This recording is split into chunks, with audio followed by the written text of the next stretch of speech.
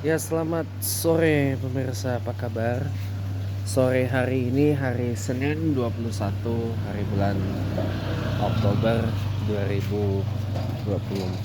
Mantan RW saya tadi barusan lewat.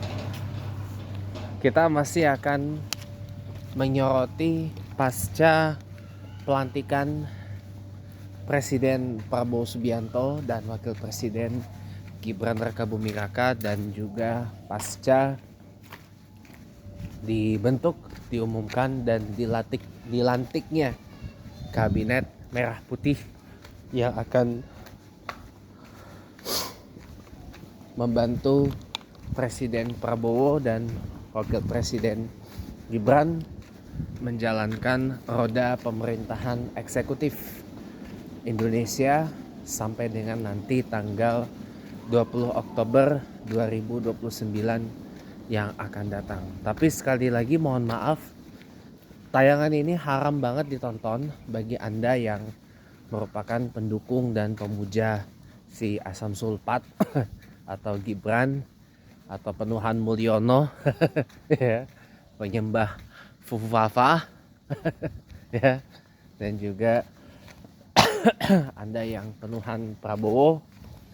Ini haram banget untuk nonton ini, karena ini adalah perspektif dari saya yang notabene adalah orang yang anti Prabowo tulen. Ya, teman-teman semua, kita telah menyaksikan tadi pelantikan apa yang disebut oleh Associated Press, kantor berita Amerika Serikat, sebagai kabinet terbesar dalam sejarah pemerintah Indonesia.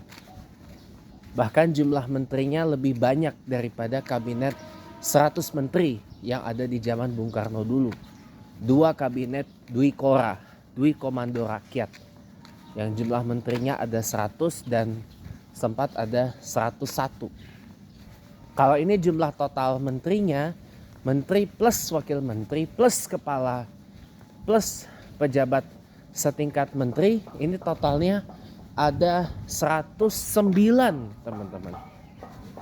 Ada 109 ya. 53 menteri dan pejabat setingkat menteri, 56 wakil menteri. Jadi total ada 109. Dan ini menteri, jumlah komposisi yang, mohon maaf ya, ini kabinet. Makanya saya berkali-kali bilang, saya yang pertama kali menyatakan bahwa kabinet merah putih ini adalah sebuah kabinet, sebuah pemerintahan yang mengalami obesitas ya. Ini kabinet yang mengalami obesitas. Itu saya yang mengatakan pertama kali, sebelum yang lain-lain akhirnya juga menyatakan hal yang sama. Saya duluan yang pertama mengatakan ini kabinet merah putih pimpinan Presiden Prabowo ini mengalami obesitas. Ya menurut saya wajar aja lah. Lawang kita punya presiden badannya aja mengalami obesitas seperti itu, ya wajar lah butuh kabinet yang obesitas seperti itu. Enggak, bukan karena alasan Indonesia ini adalah sebuah negara yang besar atau gimana, enggak gitu loh.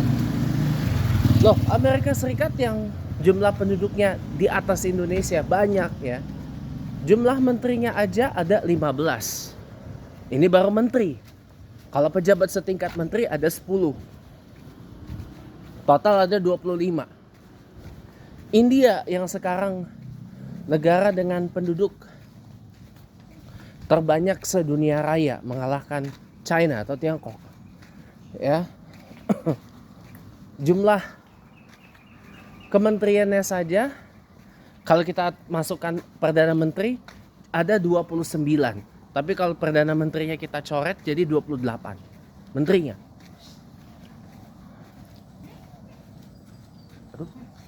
Tiongkok atau China, ya, jumlah menteri di negara unitary atau negara kesatuan, ya bukan negara federal, negara unitary dengan penduduk terbanyak, dan di negara unitary, negara kesatuan dengan luas wilayah terluas,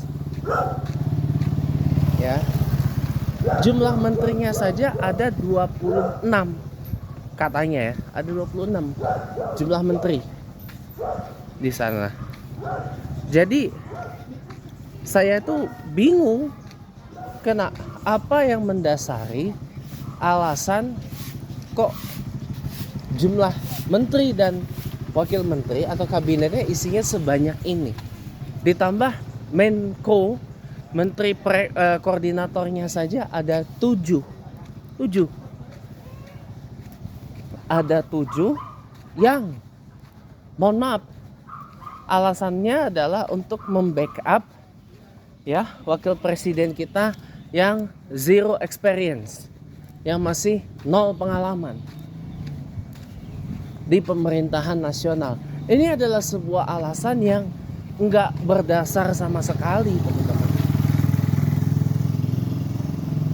Sebuah alasan yang enggak valid gitu. Ini hanya, mohon maaf, pembenaran aja untuk membentuk kabinet yang katanya kabinet Zaken, tapi sebenarnya kabinet mesakne gitu loh. Kabinet mesaken gitu loh. Kabinet Zaken tapi sebenarnya kabinet mesaken gitu loh. Mesaken. Kabinet mesaken tuh malu-maluin kalau bahasa Jawanya. Jadi itu yang sebenarnya tuh saya kasihan gitu loh. Ya, saya tuh khawatir aja kalau nanti ini akan jadi laughing stock selama 5 tahun ke depan. Semoga aja enggak deh. Ya, saya berdoa mudah-mudahan kabinet merah putih yang mengalami obesitas luar biasa ini enggak menjadi bahan laughing stock selama 5 tahun ke depan. Ya, masalahnya gini, teman-teman, keyakinan orang, kepercayaan orang, keimanan orang kan beda-beda. Ada yang tim big government, pemerintahan besar gitu kan. Makanya bikin kementerian, lembaga pemerintahan, badan-badan yang banyak gitu kan, jabatan-jabatan pemerintahan banyak gitu kan. Iya. Di satu sisi ada juga yang tim small government yang istilahnya lebih pendapatnya atau keyakinannya itu ya jumlah jabatan pemerintahan itu nggak perlu banyak tapi efektif gitu loh. Tidak usah banyak-banyak tapi efektif gitu loh.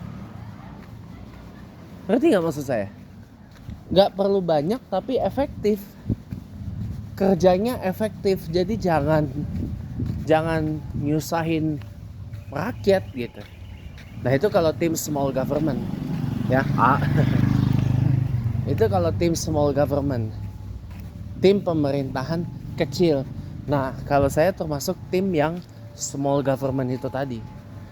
Gak apa-apa walaupun kecil, sedikit orang yang duduk di pemerintahan, tetapi efektif untuk bekerja, melayani dan mengabdi kepada rakyat dan masyarakat. Itu kalau saya.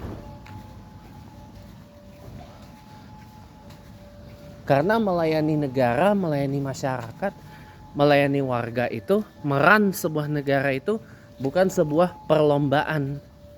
Bukan sebuah lomba banyak-banyakan. Ibaratnya bukan sebuah bentar ya. Nih, LCD HP saya ini harus dibenerin lagi, soalnya mulai agak kurang responsif. Nih, jadi kalau jawaban saya tuh gini teman-teman. Ini kita itu sebenarnya bukan bertanding dalam sebuah beauty contest atau sebuah kontes kecantikan.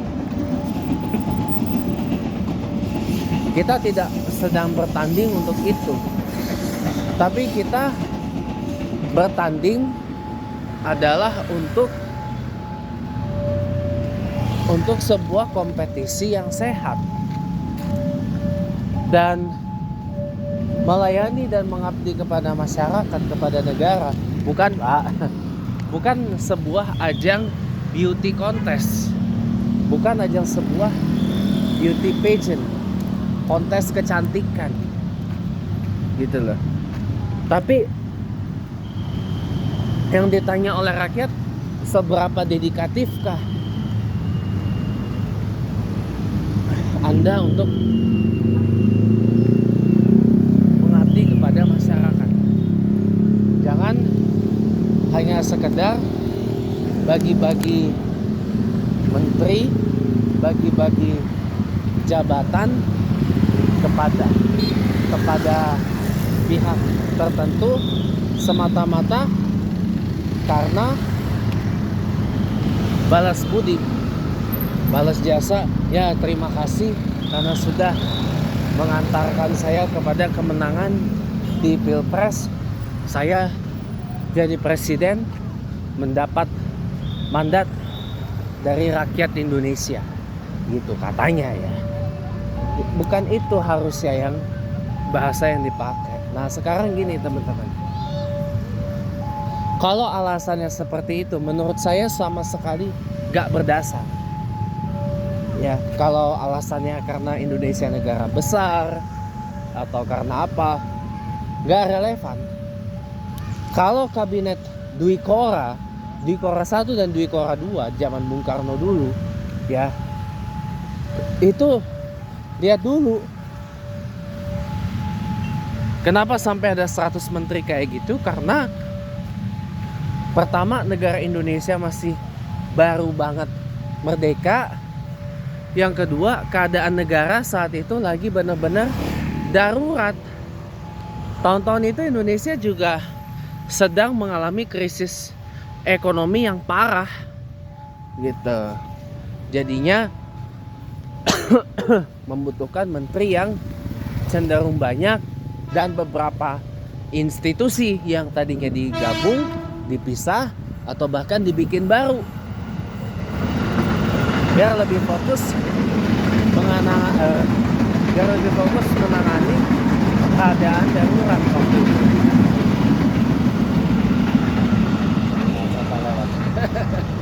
Nah, sekarang begini teman-teman, ini pemerintahan isinya 109 orang menteri, wakil menteri plus pejabat setingkat menteri. Total ada 109 orang. Dan hampir semua partai politik di DPR itu ada di koalisi itu. DPR 2024-2029 hanya diduduki 8 partai politik. Di luar dari PDI Perjuangan, semuanya ada di sana. Golkar, Gerindra, PKB, Nasdem, PAN, PKS, Demokrat, PKS, PAN, Demokrat.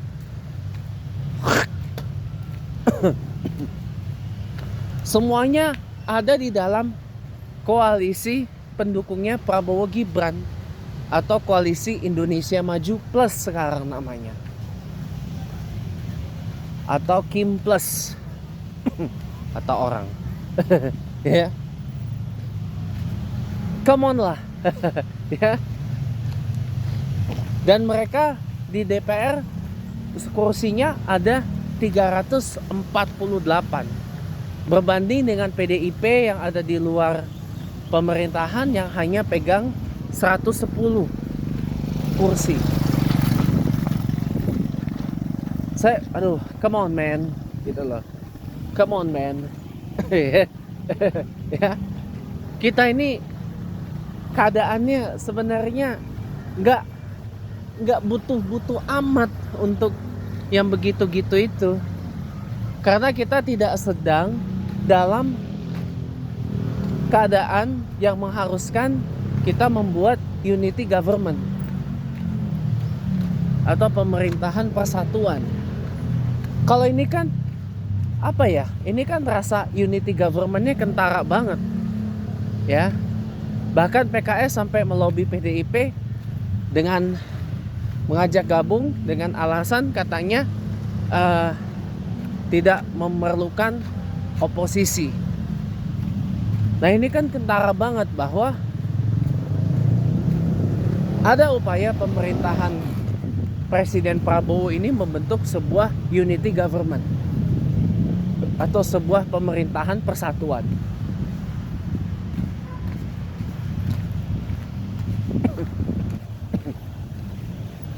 Guys, kita belum tiba dalam keadaan yang mengharuskan unity government itu terbentuk. Belum. Ya. Belum.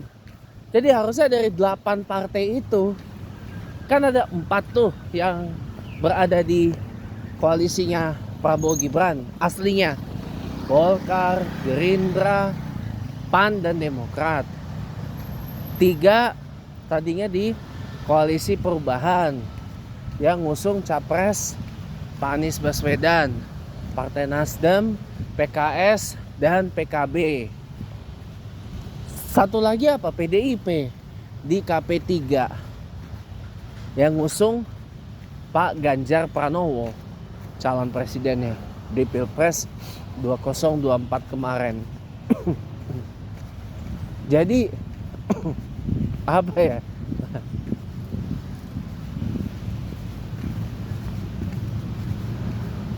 Jadi apa ya kalau saya boleh bilang? Saya bingung. Ya. Saya bingung. Ya. Saya bingung, saya sedang bingung. Ya. Kok ini diborong semua? Harusnya nggak apa-apa 4 di ruling party, 4-nya di oposisi. Harusnya Nasdem, PKS, PKB, PDIP itu di oposisi sama-sama. Jangan seperti yang sudah-sudah. Ya. Contoh, kita ambil barometer di pemerintahan SBY aja deh. Biasanya SBY 10 tahun ada 6 partai yang ada di Setgap, Sekretariat Gabungan. Ya. Ada Partai Demokrat, ada PAN, ada PKB, ada P3, ada PKS. Di periode pertama ada Partai Bulan Bintang, dan satu lagi Partai Golkar. Dan 6. Ada 6, ya. Dan di periode kedua terjadi lagi. Periode kedua Presiden SBY terjadi lagi. Yang di oposisi hanya 3 partai. PDIP, Gerindra, dan Hanura saat itu. Di awal di era Presiden Jokowi begitu juga sama. Tapi bedanya nambah 1, 7. Awalnya kan 4. PDIP, PKB, Nasdem, Hanura. Datang 3. Golkar, PAN, sama satu lagi P3.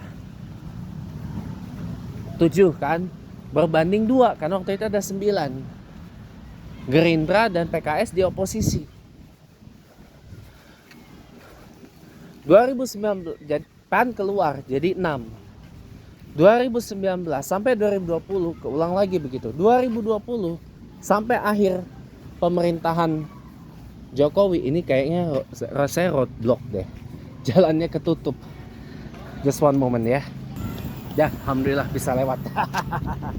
Soalnya itu banyak anak-anak lagi makan. Anak-anak banyak yang lagi pada makan. It's okay. Tapi saya sambung lagi ya. Di periode keduanya Presiden Jokowi, ya, Partai Hanura nggak lolos, tapi posisinya digantikan Partai Gerindra, ya. Datang PAN lagi, jadi 7 berbanding 2 Demokrat dan PKS. Di akhir-akhir pemerintahan Jokowi, Demokrat masuk, jadilah pemerintahan super mayoritas. PKS sendirian di luar, ya kan? Dan ini terjadi lagi.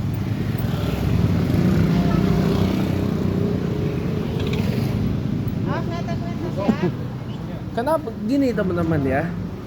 Kultur budaya politik Indonesia ini mudah sekali bersembunyi di balik atribut ini dan itu. Ya. Katanya beroposisi itu bukan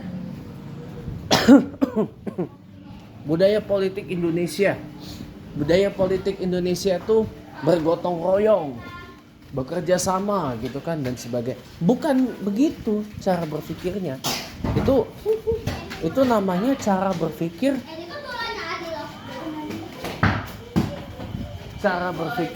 yang salah.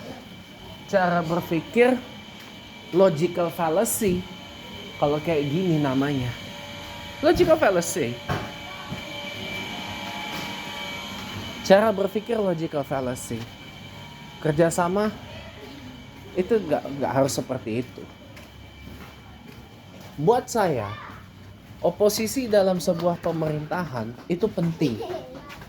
Terlepas mau dia presidensil, mau parlementer, mau direktorial atau apa, nggak urusan. Harus ada yang menjadi pihak yang memerintah dan harus ada pihak yang mengawasi jalannya pemerintah.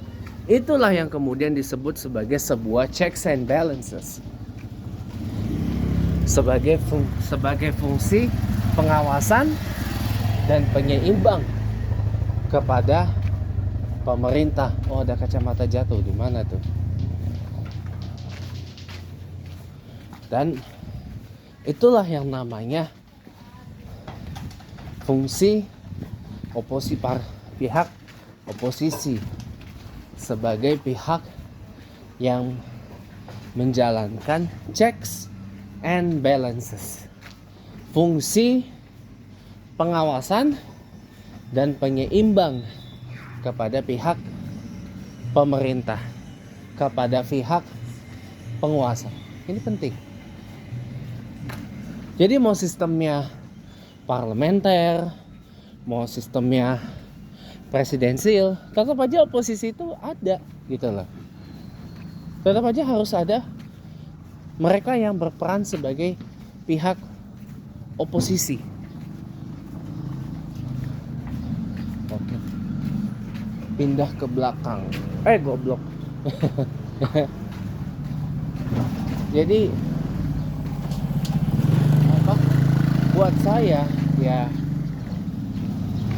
rasanya terlalu naif kalau keadaan yang tidak memerlukan sebuah unity government tapi seakan-akan dipaksain untuk diadakan sebuah unity government. Ini menurut saya nggak make sense at all. Nggak make sense at all. Yang ada hanyalah pemborosan anggaran, ya.